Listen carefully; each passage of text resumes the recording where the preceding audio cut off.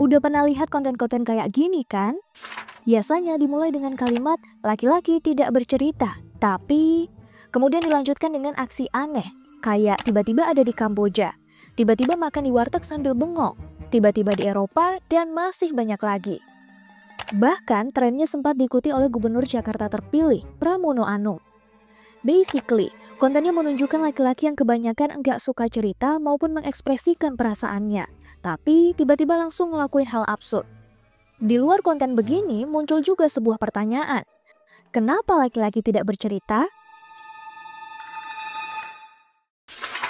Pasti kamu pernah dengar kan orang tua ngomong ke anak laki-lakinya kayak gini. Anak laki-laki kok cengeng? Atau boys don't cry.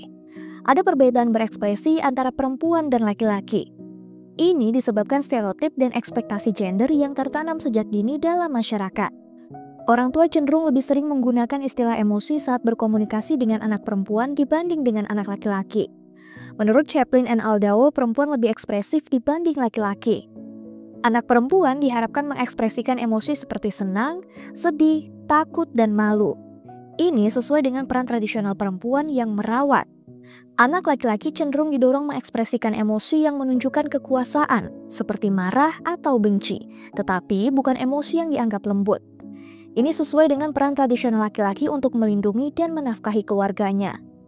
Cuma di kondisi tertentu aja, rasanya perempuan dan laki-laki boleh mengekspresikan emosi dengan adil. Misalnya saat ada kematian. Kalau dipikir, perempuan bisa cerita apa saja, bahkan cerita paling rentan sekalipun. Tapi laki-laki jarang melakukan itu. Seperti ada optik yang ingin ditampilkan.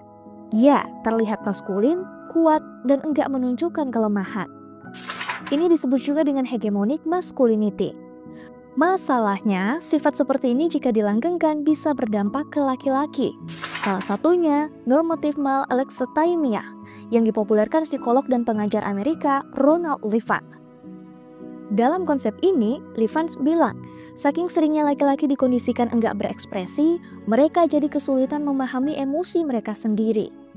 Ini tuh berdampak juga ke kesehatan mental laki-laki karena enggan bercerita, sebatas ngeluarin unek-unek atau pergi ke pihak psikolog atau psikiater untuk mendapatkan bantuan profesional. Jill Berger, seorang psikolog asal Florida, Amerika Serikat, bikin analogi kayak gini.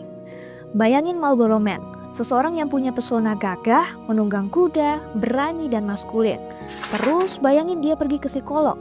Beberapa orang akan melihatnya sebagai fenomena janggal. Dalam survei yang dilakukan Priory terhadap 1.000 orang laki-laki di Inggris, 40% responden tidak pernah membicarakan soal kesehatan mental mereka. Alasannya karena malu dan lainnya merasa ada stigma negatif terhadap topik tersebut. Padahal 77% responden merasakan gejala negatif kesehatan mental seperti kecemasan, stres, dan depresi. Sekitar 75% dari 1 juta kasus bunuh diri di dunia dilakukan laki-laki. Di Amerika Serikat misalnya, jumlah laki-laki yang bunuh diri 3,85 kali lebih banyak dibanding perempuan. Bagaimana dengan laki-laki di Indonesia? Dari luar sih, laki-laki di Indonesia kelihatannya punya kesehatan jiwa yang lebih baik. Pada 2023, survei kesehatan Indonesia menunjukkan kalau prevalensi laki-laki dengan depresi lebih sedikit ketimbang perempuan. Proporsi ini konsisten dengan prevalensi laki-laki dengan depresi yang berobat dan prevalensi laki-laki dengan depresi prevalensi individu dengan pikiran untuk mengakhiri hidup dalam 1 bulan terakhir.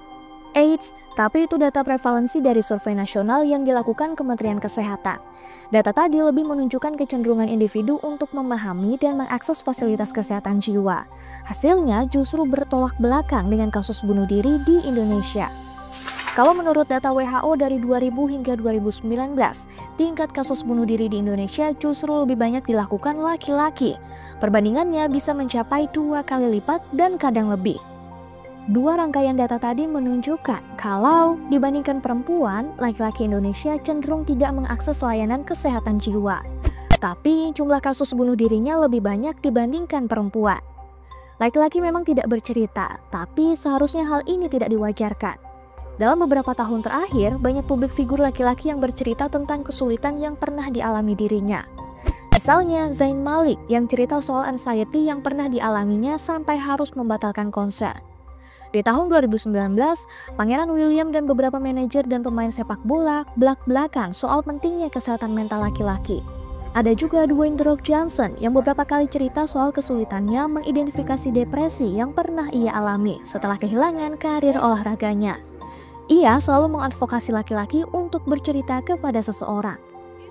Saat promosi film Moana 2, Johnson juga meredefinisikan arti maskulin.